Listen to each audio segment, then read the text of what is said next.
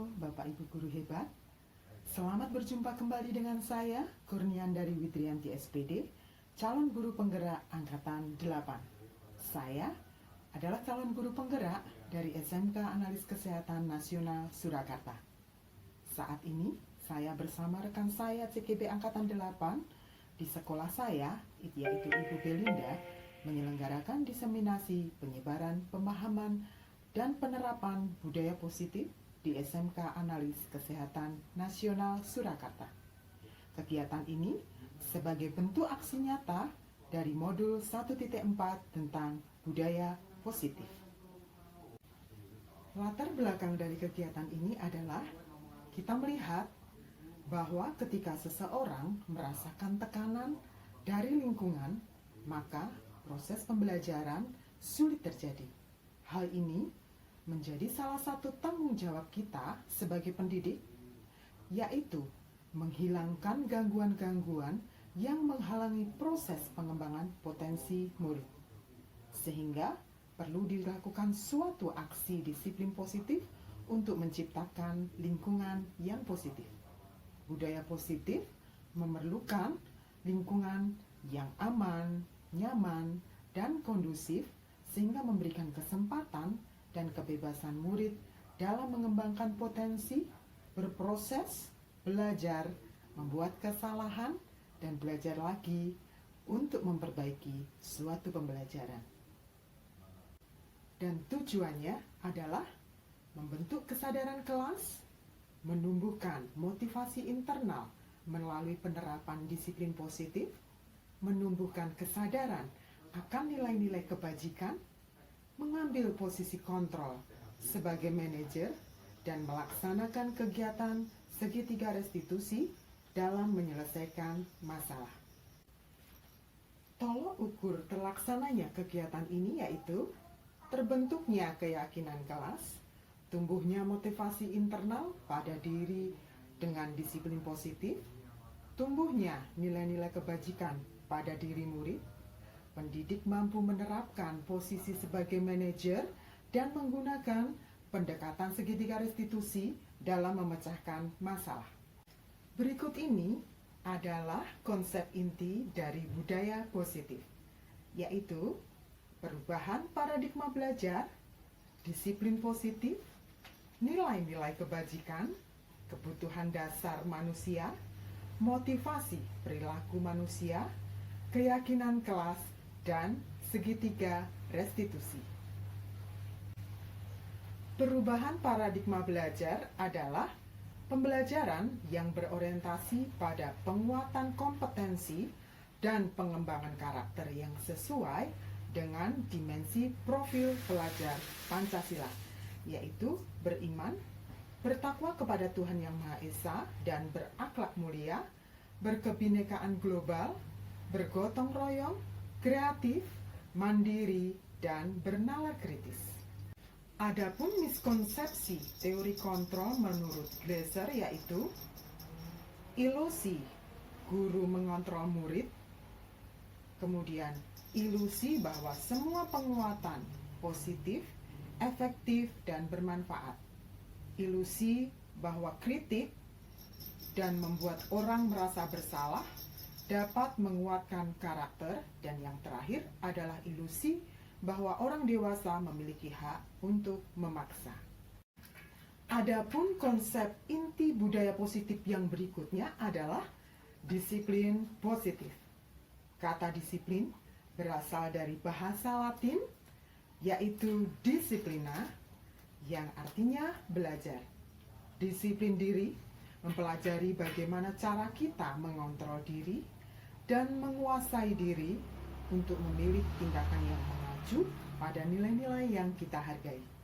Menanamkan motivasi pada murid, yaitu untuk menjadi orang yang mereka inginkan dan menghargai diri sendiri dengan nilai-nilai yang mereka percaya, yaitu motivasi internal yang berdampak jangka panjang dan yang tidak terpengaruh pada adanya hukuman atau hadiah. Sebagai pendidik, tujuan kita adalah menciptakan anak-anak yang memiliki disiplin diri sehingga mereka bisa berperilaku dengan mengacu pada nilai-nilai kebajikan universal dan memiliki motivasi internal dan bukan eksternal. Adapun nilai-nilai kebajikan yang universal sendiri sebagai bentuk dari nilai-nilai kebajikan yang disepakati bersama, lepas dari suku, bangsa, agama, bahasa, maupun latar belakangnya.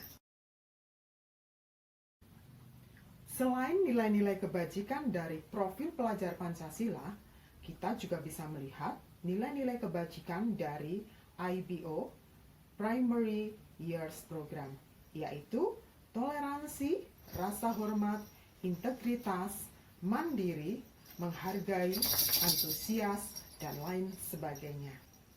Selain itu, kita juga dapat melihat nilai-nilai kebajikan dari keterampilan hidup, yaitu dapat dipercaya, lurus hati, pendengar yang aktif, tidak merendahkan orang lain, dan memberikan yang terbaik dari diri. Selanjutnya adalah konsep inti kebutuhan dasar manusia, yaitu segala sesuatu yang kita lakukan untuk mendapatkan apa yang kita inginkan. Seluruh tindakan yang kita lakukan memiliki tujuan tertentu, dan semua usaha yang terbaik yang kita lakukan adalah dalam rangka agar kebutuhan dasar kita terpenuhi dengan baik. Ada 5 kebutuhan dasar manusia, yaitu bertahan hidup, kasih sayang dan rasa ingin diterima, penguasaan diri, kebebasan, dan kesenangan. Adapun kebutuhan bertahan hidup bersifat fisiologis. Contohnya adalah kebutuhan tentang kesehatan, rumah, dan makanan. Adapun kebutuhan kasih sayang dan rasa ingin diterima, yaitu kebutuhan akan hubungan dan koneksi sosial, kebutuhan untuk memberi dan menerima kasih sayang, dan kebutuhan untuk merasa menjadi bagian dari suatu kelompok.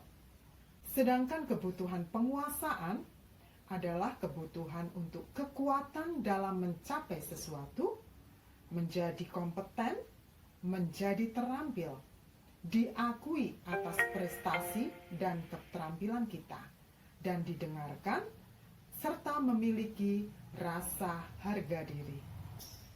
Kebutuhan akan kebebasan meliputi kebutuhan kemandirian, otonomi, memiliki pilihan, dan mampu mengendalikan arah hidup seseorang. Sedangkan kebutuhan akan kesenangan, yaitu kebutuhan untuk mencari kesenangan, bermain, dan tertawa. Untuk selanjutnya, yang selanjutnya adalah posisi kontrol guru. Nah, ini ke motivasi dulu. Nah, motivasi perilaku manusia. Setiap kita di dalam kehidupan kita, apa yang kita lakukan itu pasti ada motivasinya. Apapun itu, pasti kita punya satu hal yang memotivasi setiap kita untuk melakukan, untuk kita tuju. Apa sih untuk mencapai itu, motivasi kita apa? Nah, motivasi perilaku manusia itu yang pertama adalah untuk menghindari ketidaknyamanan atau hukuman. Bagi setiap kita, ketidaknyamanan itu pasti akan kita hindari, apalagi dengan adanya hukuman.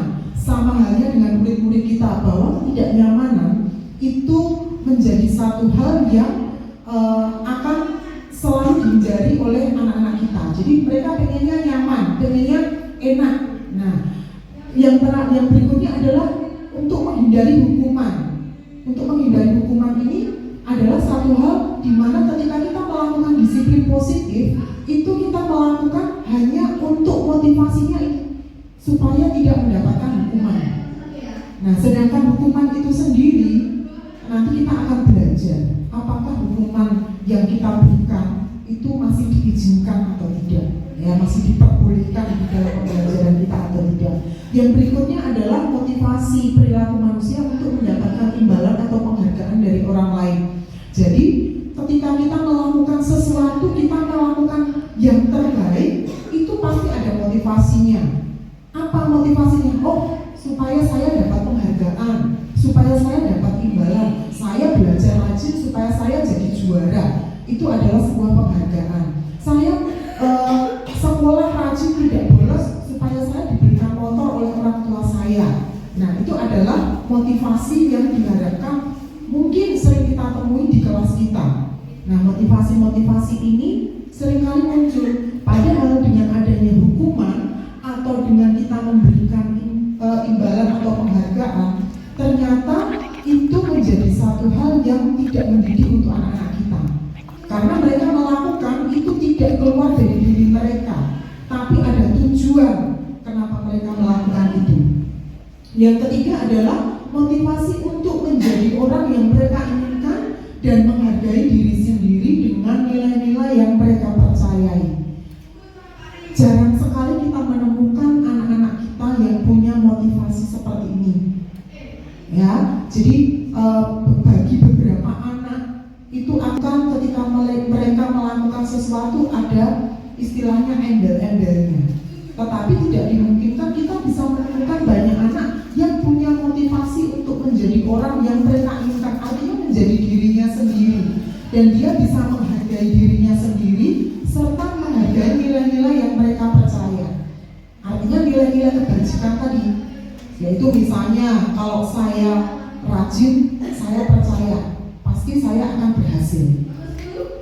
Kalau saya melakukan sesuatu sesuai dengan hal-hal yang positif, pasti saya akan mendapatkan hal yang positif. Itu bisa kita temukan di beberapa anak. Saya yakin Bapak Ibu guru di sini semuanya pasti akan pernah menemukan anak-anak yang seperti itu. Nah, dari ketiga motivasi ini, motivasi ketigalah yang dipercaya itu mampu membangun motivasi intrinsik di dalam diri anak-anak kita. Kenapa? Karena motivasi yang ketiga ini akan dibawa bukan hanya pada saat ini saja, tetapi sampai di kehidupan mereka mendatang. Artinya bahwa motivasi yang pertama yaitu menghindari ketidaknyamanan dan hukuman dan juga untuk mendapatkan imbalan itu hanya dilakukan sementara, hanya mereka lakukan bukan untuk ke depan. Dilakukan hanya karena takut sama guru, takut sama orang tua, supaya mereka tadi ada kebutuhan supaya diterima. Nah, hal ini kita akan belajar bagaimana menjadikan anak-anak kita menjadi anak-anak yang punya motivasi yang ketiga, yaitu menjadi orang yang mereka inginkan dan menghargai diri sendiri dengan nilai-nilai yang mereka percaya. Ya, berikutnya adalah posisi kontrol guru. Nah, Bapak Ibu bisa lihat di sini posisi kontrol guru itu sebetulnya ada 5. Yang pertama adalah penghukum. Sering ya, kadang-kadang kita melakukan hukuman ke anak-anak, misalnya mereka, contohnya saya sangat menyadari dengan saya belajar 5 posisi kontrol guru ini, saya kembali flashback ke apa yang sudah saya lakukan ke anak-anak. Pada waktu itu saya memberikan hukuman kepada anak-anak ketika mereka tidak mempersiapkan alat pada waktu mau praktek. Saya tidak mengizinkan mereka untuk praktek. Walaupun nanti saya tetap memberikan mereka waktu, saya sediakan waktu untuk mereka boleh praktikum. Ternyata ini menjadi satu hal yang tidak menempatkan kita menjadi seorang pendidik yang akan mengamong. Istilahnya mengamong itu akan menuntun anak-anak kita. Jadi posisi kontrol seorang guru sebagai penghukum itu sebaiknya kita tinggalkan. Kadang kata-kata kita misalnya, kamu itu selalu saja salah. Kayak gini sinau opora. Nah, kamu belajar enggak kok tadi? Kok mesti salah, sudah diulang salah. Ternyata ini memberikan dampak kepada anak-anak kita bahwa dia menjadi seorang tertuduh. Itu menjadi hukuman untuk anak-anak.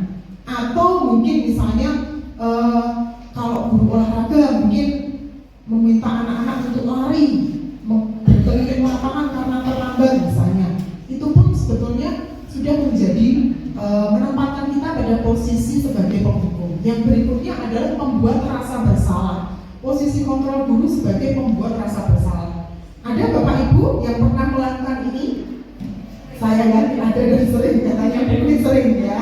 Ibu sangat kecewa sekali dengan kamu. Kenapa kok tadi itu kamu tidak berjuang lebih lagi? Kan harusnya kamu bisa.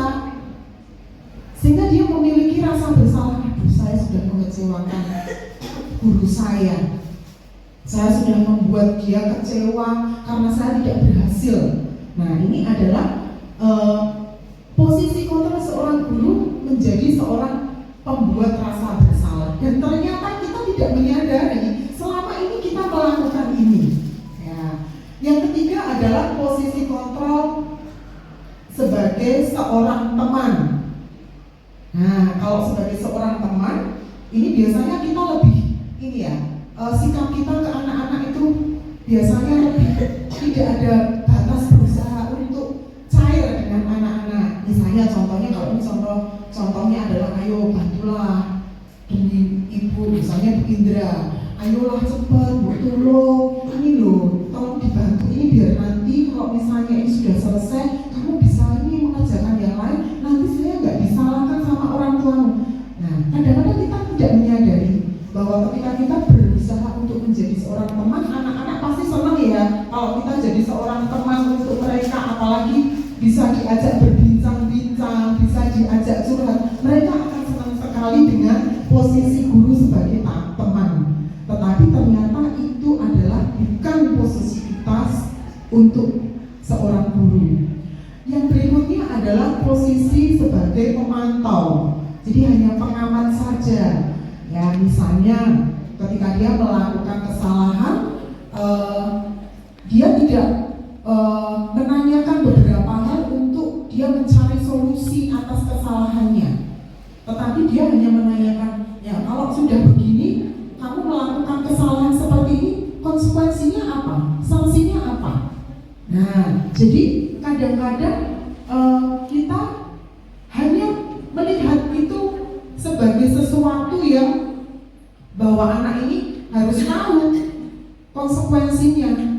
Sebetulnya boleh kita memposisikan diri kita sebagai seorang guru ini sebagai pemantau.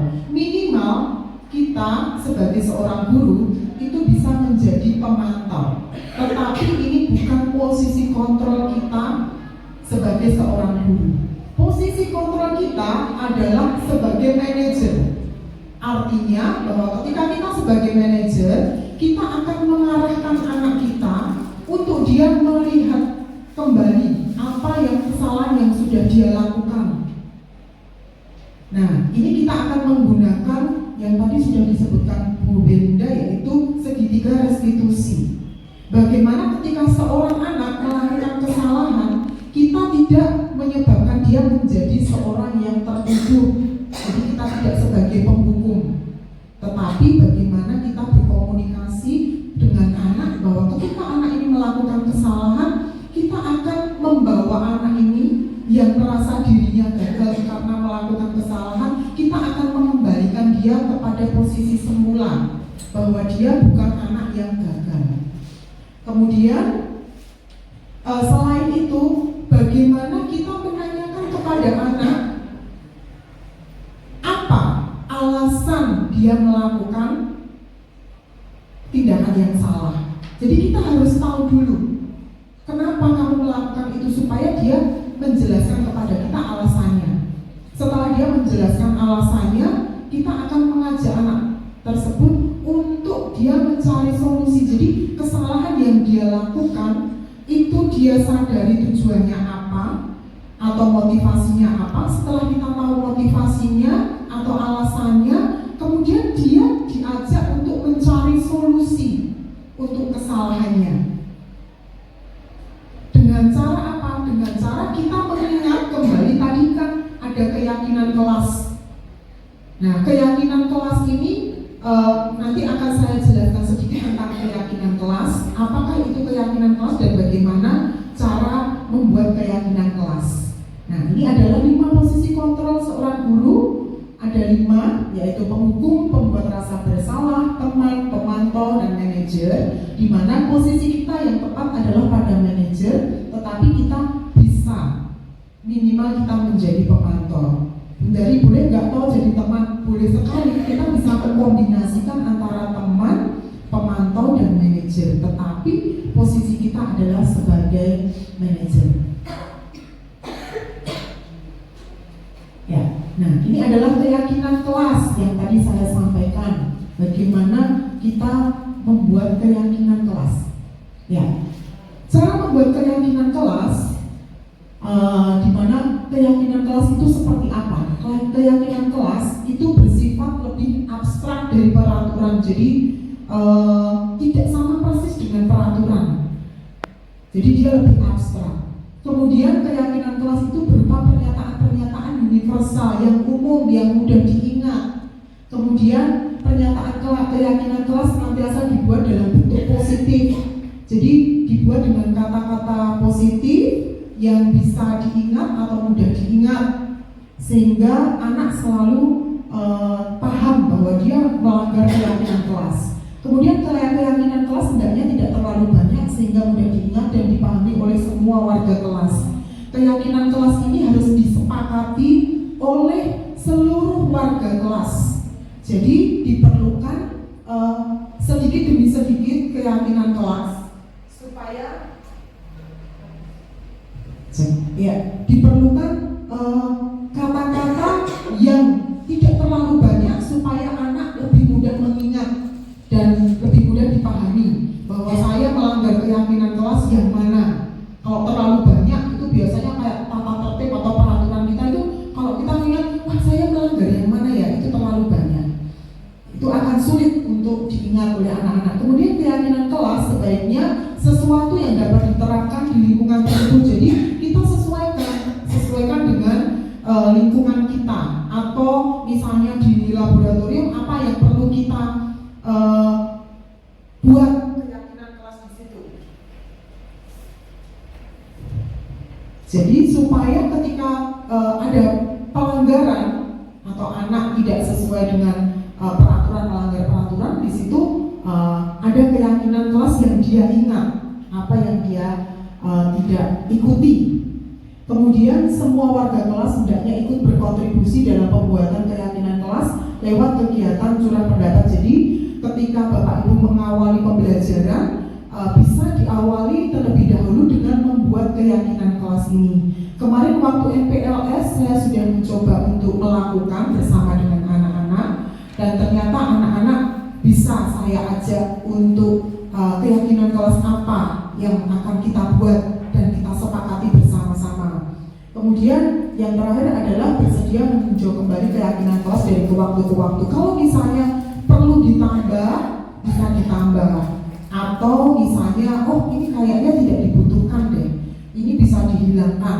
Nah jadi bisa kita ulang kembali untuk kita membuat keyakinan kelas, sehingga anak-anak lebih mudah mengingat keyakinan kelas yang sudah kita sepakati bersama. Ya, yang berikutnya adalah segitiga restitusi. Segitiga restitusi ini yang mungkin agak sedikit kalau kita praktekkan ternyata tidak segampang dari teorinya. Yang pertama, segitiga restitusi itu adalah menstabilkan identitas. Menstabilkan identitas yaitu bagaimana kita membawa anak yang tadi melanggar peraturan itu sebagai anak yang gagal, itu kita kembalikan ke posisi bahwa si anak ini tidak gagal.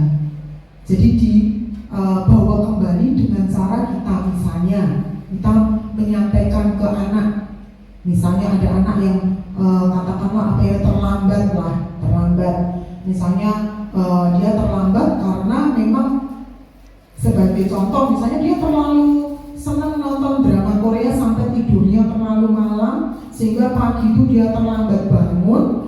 Sudah gitu di kelas dia ngantuk. Nah, itu kita bisa menstabilkan identitasnya atau membawa si anak ini dari yang gagal kepada posisinya sebagai anak yang dengan kepribadian yang baik. Itu dengan kita menyampaikan bahwa nggak apa-apa, setiap orang tuh pasti pernah kok melakukan kesalahan. Ya, misalnya kayak saya juga pernah melakukan kesalahan, atau misalnya Bundari pernah juga melakukan kesalahan. Tetapi bagaimana kita menyadari bahwa kesalahan itu bisa lagi dan tidak kita ulang. Misalnya contohnya seperti itu. Atau kita juga bisa menyampaikan, nggak apa-apa lah, karena hal seperti ini mungkin pernah dialami teman-teman kamu. Jadi kamu bukan satu-satunya orang yang pernah melakukan hal seperti ini. Nah, hal itu adalah membawa atau mengembalikan. Itu akan membuat si anak ini tidak merasa pada posisi sebagai anak yang merasa punya tadi rasa salah, rasa bersalah. Jadi harus kita kembalikan ke posisinya. Kemudian yang berikutnya adalah validasi tindakan yang salah. Jadi setelah menstabilkan identitas, ada validasi tindakan yang salah. Nah, validasi tindakan yang salah ini kita istilahnya menanyakan kembali apa alasan si anak ini melakukan tindakan tersebut. Jadi kita perlu tahu alasannya, entah dia jujur, entah dia bohong. Setidaknya kita mencoba menanyakan atau kita menggali dari mereka. Nah, supaya apa? Sebetulnya anak-anak kita adalah anak-anak yang di dalam kehidupannya ada satu sisi-sisi yang tidak terpenuhi atau kebutuhan-kebutuhan mendasar di dalam kehidupannya yang tidak terpenuhi. Misalnya tadi kasih sayang, diterima, kemudian dicinta, kemudian ada kebutuhan yang lain yang di dalam keluarganya itu tidak terpenuhi, sehingga dia mencoba untuk menunjukkan itu kepada orang lain yang dimana dia sering bisa bertemu itu biasanya kan di sekolah. Jadi dia akan tunjukkan di situ, sehingga kita juga perlu menggali apa sih alasannya untuk kita memvalidasi tindakan yang salah. Ya, misalnya adakah cara yang lebih efektif untuk mendapatkan apa yang kamu butuhkan? Misalnya dia mencuri misalnya. Ada enggak kamu kalau butuh sesuatu itu bisa melakukan hal yang lain, misalnya menyampaikan ke orang tua atau mungkin dia harus menghemat uang jajannya, misalnya seperti itu. Itu bisa kita tanyakan untuk kita memvalidasi dari tindakan si anak yang salah. Yang berikutnya adalah menanyakan keyakinan kelas. Nah, karena tadi kita sudah istilahnya kita sudah membuat keyakinan kelas yang kita sepakati bersama di dalam kelas kita bisa menanyakan. Kalau kita sudah menstabilkan identitas si anak, kita sudah melakukan validasi tindakan yang salah, kita bisa menanyakan kira-kira menurut kamu keyakinan kelas yang mana yang kamu langgar, supaya dia bisa mengingat kembali. Oh, ternyata kalau saya terlambat itu saya merugikan orang lain, artinya saya tidak tanggung jawab, atau saya tidak disiplin karena saya senang nonton drama Korea sampai lupa waktu. Nah, supaya dia bisa mengingat kembali kesalahannya itu, dia melanggar yang mana. Nah, dengan hal seperti ini, kita juga bisa membantu si anak untuk merangsang bagaimana solusi kamu apa untuk masalahmu ini.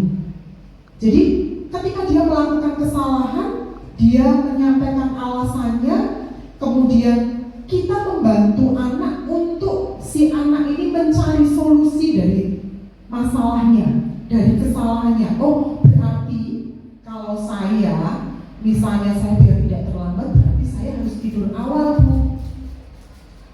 Berarti saya harus mengatur waktu saya supaya saya tidak nonton drama Korea setiap malam, Bu. Jadi biarkan dia mencari solusi dari masalahnya sendiri. Jadi itu akan menjadi satu tindakan yang akan terus diingat oleh si anak sampai nanti ke depan. Jadi bukan hanya ketika dia melakukan karena motivasinya supaya nggak dihukum, supaya saya dapat penghargaan, bukan. Tetapi dia akan terus melakukan terus menerus sampai nanti dia ada di lingkungan atau ada di masyarakat. Itu menjadi pengingat untuk anak-anak. Ya, ini adalah materi terakhir Bapak Ibu yang tadi adalah segitiga restitusi, dan ini ada refleksi yang bisa kita lihat bersama dari apa yang sudah kita dapatkan siang hari ini. Yaitu yang pertama, hal baru apa yang mengubah paradigma saya yang saya dapatkan ketika belajar materi ini. Jadi Bapak Ibu bisa merefleksi untuk Bapak Ibu sendiri pada waktu kami menyampaikan materi ini, hal apa sih yang bisa Bapak Ibu dapatkan yang bisa merubah paradigma Bapak Ibu tentang budaya positif. Ya, Bapak Ibu bisa merefleksi sendiri. Oh, berarti saya harus begini. Oh, berarti seharusnya kalau menghadapi anak yang begini, saya harus begini. Ya. Kemudian perasaan apa yang muncul selama mengikuti sesi ini? Bapak Ibu perasaannya apa? Jebule. Ya, ternyata selama ini saya itu seperti ini. Jadi ketika saya dapat materi ini pun sama. Oh, ternyata dulu saya seperti ini. Sebetulnya saya kurang tepat melakukan tindakan ini. Yang berikutnya adalah peran among atau teladan yang seperti apakah yang telah saya lakukan sebelum mengikuti materi ini. Selama ini kita itu seperti apa sebagai seorang guru? Sudahkah kita menjadi penuntun untuk anak-anak kita? Sudahkah kita menjadi teladan untuk anak-anak kita? Saya jujur, saya sangat dibukakan dengan materi budaya positif ini. Jadi saya berjuang untuk saya bisa memperbaiki diri saya sendiri dulu. Sebelum saya mencoba mempraktekkan, sebelum saya mencoba membagikan kepada Bapak Ibu pada siang hari ini, saya mencoba untuk diri saya sendiri. Sudahkah saya bisa menjadi teladan untuk anak didik saya? Yang berikutnya, yang terakhir adalah saya akan menjadi among atau teladan yang seperti apakah setelah saya mengikuti materi ini. Jadi apa yang kami sampaikan pada siang hari ini, kami berdua berharap bahwa di sekolah kita SMK Analis Kesehatan Nasional tercinta ini, kita akan mulai sedikit demi sedikit untuk kita mulai mengembangkan budaya positif ini, supaya karena saya tahu bahwa anak-anak kita adalah anak-anak yang sebetulnya bisa untuk bersama-sama kita ajak berubah, untuk bersama-sama membangun budaya positif ini di sekolah. Jadi saya yakin bahwa dengan kita yang ada di sini, vibes-nya, waduh, kayak anak muda aja, vibes-nya itu akan bisa tertular untuk teman-teman kita yang lain. Minimal kita mulai di kelas kita. Kalau kita sudah mulai di kelas kita, saya yakin bahwa nantinya anak-anak yang di kelas kita itu sudah punya budaya positif ini, itu akan menular ke kelas-kelas yang lain. Meskipun Bapak Ibu guru yang pada siang hari ini tidak bersama-sama dengan kita, itu tidak melakukan apa yang kita lakukan, tetapi dengan dasar yang kita pelajari siang hari ini, itu akan sudah menjadi satu budaya di mana anak-anak kita sudah terbentuk. Jadi itu bukan lagi harus diingat, ini harus begini, ini harus begini, kalau enggak nanti begini. Nah, tidak, itu akan menjadi budaya yang nanti akan menjadi gaya dari sekolah kita. Mungkin itu yang bisa kami sampaikan siang hari ini, dan kami berharap bahwa dengan keberadaan kami di sini sebagai calon guru penggerak ini, kami bisa menularkan bagaimana kemerdekaan belajar untuk anak-anak kita itu menjadi nyata di sekolah kita, sehingga kurikulum merdeka yang sedang kita jalani sekarang ini menjadi sebuah kenyataan yang bisa dilihat oleh sekolah lain dengan adanya kami berdua di tempat ini. Mungkin itu yang ingin kami sampaikan. Apakah Bapak Ibu ada yang ingin bertanya, atau mungkin wah kok aneh tebu bingung ke aku raiso nek ngomong ngono kuwi. Nah, mungkin ada Bapak Ibu yang ingin menyampaikan atau bertanya, monggo saya beri waktu. Ada? Oh iya, silakan Bu.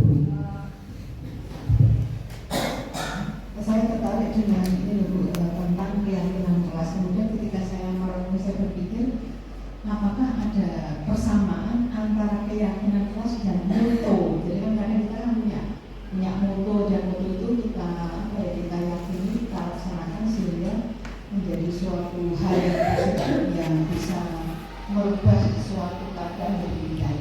Terima kasih. Ya, terima kasih sekali Bu. Ini pertanyaan yang bagus sekali. Jadi apa sih keyakinan kelas itu? Jadi keyakinan kelas itu begini Bu. Jadi di tempat kita kan ada peraturan akademik, ada kode etik. Kalau sekarang di buku panduan PLS itu ada di situ.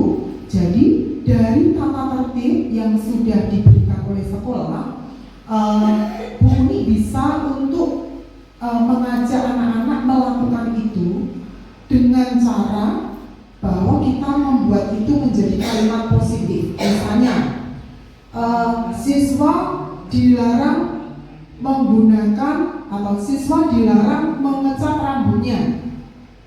Artinya bahwa kita mewajibkan si anak ini untuk rambutnya tetap hitam.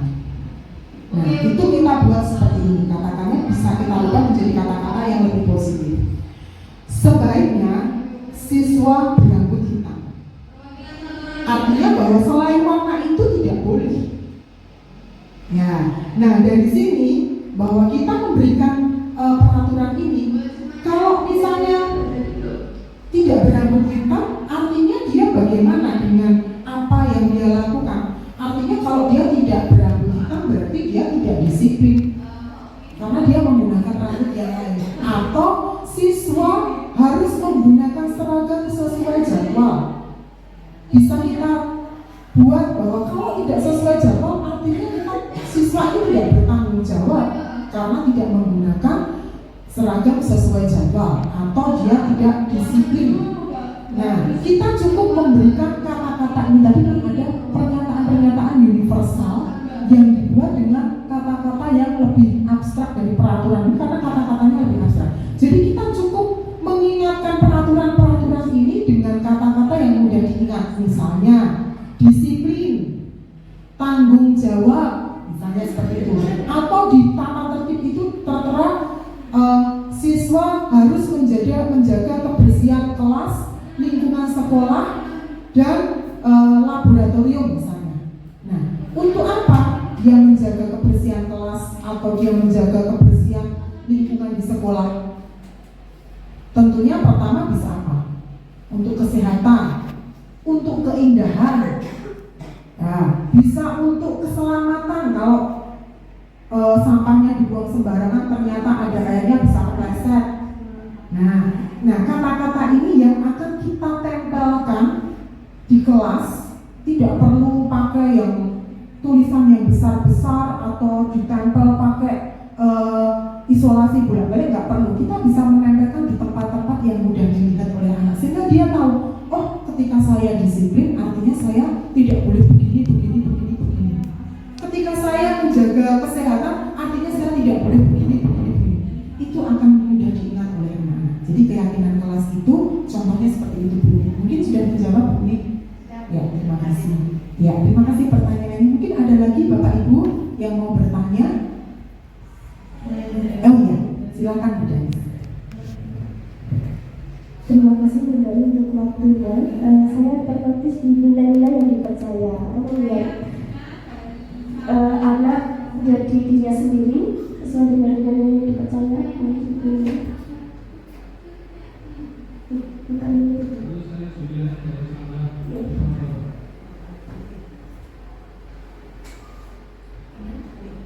Yang motivasi. Iya, motivasi.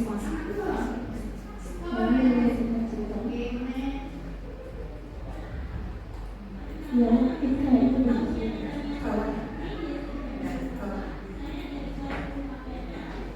Di situ motivasi perilaku manusia untuk menjadi orang yang mereka inginkan dan menghargai diri sendiri dan nilai-nilai yang dipercaya. Izin bertanya dari beberapa anak sudah saya temui nilai-nilai yang dipercaya itu karena fanatisme dengan organisasi luar sehingga ada beberapa nilai-nilai yang sebenarnya bagus namun terlalu over, seperti nilainya seperti Satria itu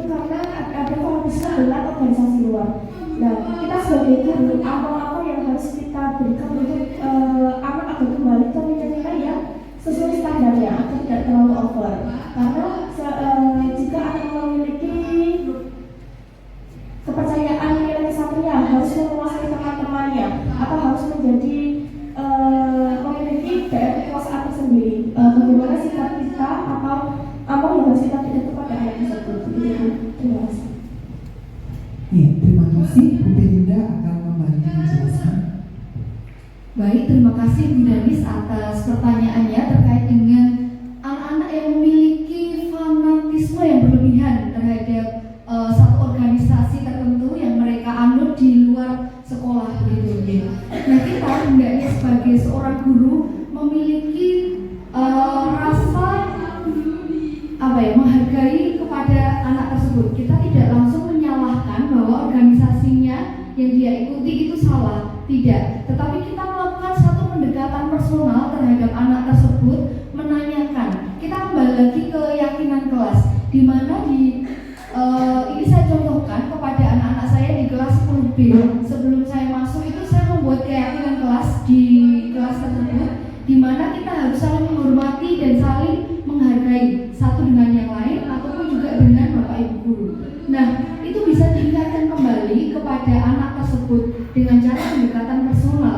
Kita bisa mengajaknya berbicara terkait dengan hal-hal yang dia yakini menurutnya benar, tetapi dengan tidak menyalahkan si anak tersebut. Kita tetap mendampingi, kita tetap juga menjadi pemantau terhadap anak tersebut bahwa apa yang sebenarnya dia lakukan di luar sana itu ada hal positif yang bisa diambil, tetapi jangan atau tidak terlalu fanatik gitu, sehingga itu mencampur adukan antara apa yang dia dapat di luaran kemudian yang kita berikan juga kepada anak tersebut. Jadi menurut saya pendekatan personal terhadap anak tersebut supaya anak tersebut itu juga merasa diterima, dihargai, seperti yang kebutuhan dasar mereka pun sebenarnya kebutuhan dasarnya itu berarti dia ingin memiliki satu perasaan diterima, suatu perasaan kebebasan. Tetapi kita juga ingat bahwa anak tersebut ingin kebebasan itu, tetapi kita tidak boleh membatasinya. Kita mendekati secara personal, kemudian kita bicarakan terhadap anak itu, kemudian kita memberikan nilai-nilai kebajikan, kita memberikan keyakinan kelas yang sudah kita sepakati sebelumnya. Mungkin itu Bu Danis, adakah feedback? Baik, terima kasih. Bu dari bisa. Mungkin saya bisa menambahkan selain tadi pendekatan personal, mungkin bisa dengan kita melakukan kolaborasi dengan orang tua. Karena kita sebetulnya dari hal ini kita butuh dukungan orang tua juga untuk kita betul-betul bisa membawa anak ini benar-benar menjadi dirinya sendiri. Jadi kita kembalikan dia kepada posisi awalnya siapa dia. Sehingga apa yang kita lakukan selain pendekatan kita secara personal, kita ada dukungan dari orang tua karena si anak tidak hanya di sekolah tapi dia juga di rumah, sehingga kita perlu adanya dukungan dari orang tua. Itu bisa saya katakan. Sudah Bu Danis? Ya, mungkin ada lagi Bapak Ibu yang ingin bertanya? Tidak ada? Kita akan akhiri. Sebelum kita akhiri, mungkin kita bisa speaking dulu sebentar supaya tidak tegang. Ya, silakan mulai dulu. Oke, baik Bapak Ibu. Sebelum kita akhiri, kita mau SBG-nya yang lucu-lucu atau mau yang gerak-gerak? Gerak-gerak ya. Mulai saya yang gerak-gerak. Oke, ya. Mari silakan berdiri, Bapak Ibu. Menghadap ke kiri semua.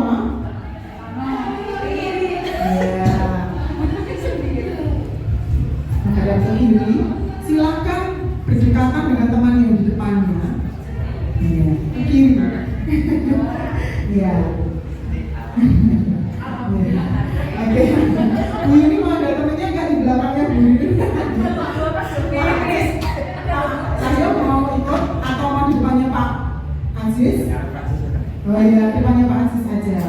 Ya, kita mau, karena ini sudah lama tidak hujan, kita mau nyanyi hujan rintik-rintik, hujan rintik-rintik, hujan rintik-rintik, hujan rintik-rintik. Ya, nanti kalau hujan rintik-rintik, silakan punggung temannya dipukul pelan-pelan. Ya, dipukul pelan-pelan aja.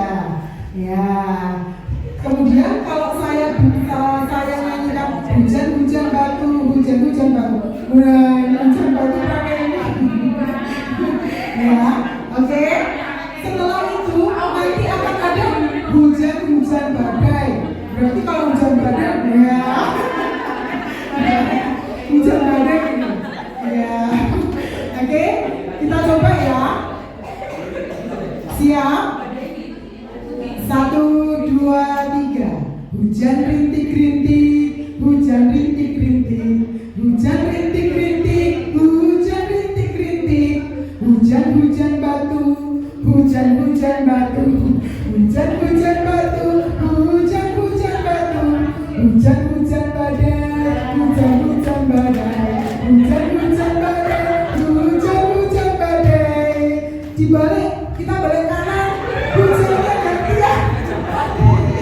Pak Aziz tahu.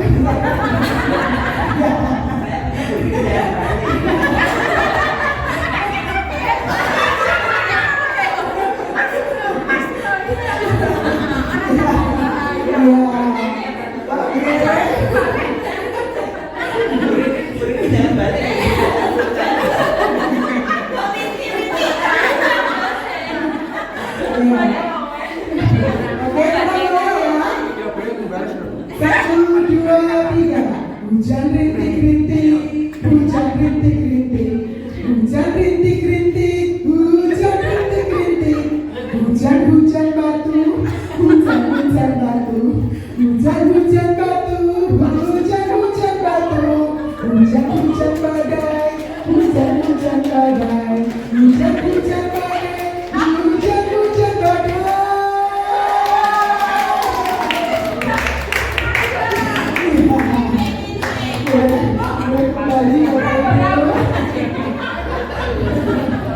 Ya, bisa lebih fresh sedikit ya Bapak Ibu ya.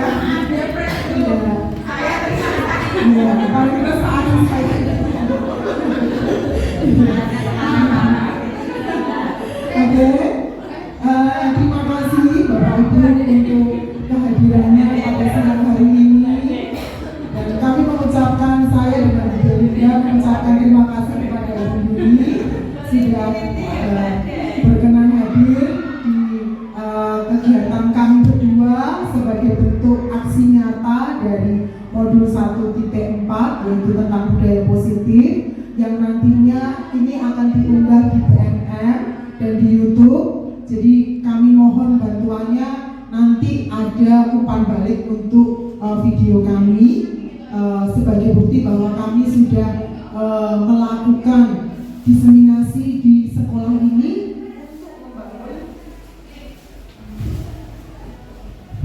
untuk membangun budaya positif di SMK Analis Kesehatan Nasional Surakarta.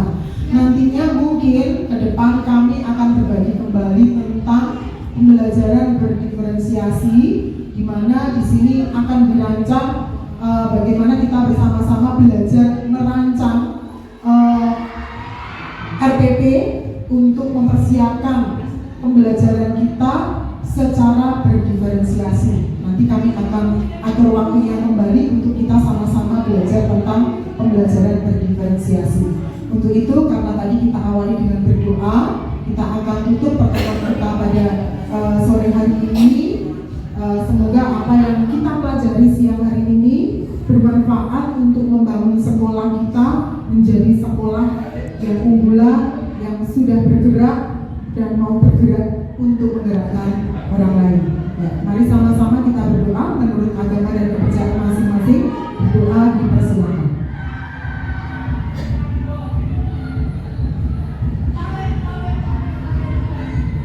Selesai. Terima kasih Bapak Ibu.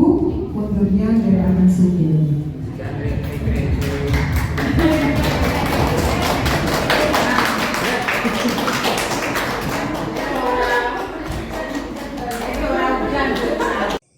Demikian aksi nyata saya, dan saya berharap aksi nyata ini bermanfaat dan menginspirasi bagi guru-guru di Indonesia. Terima kasih. Salam guru penggerak, tergerak, bergerak, dan menggerakkan.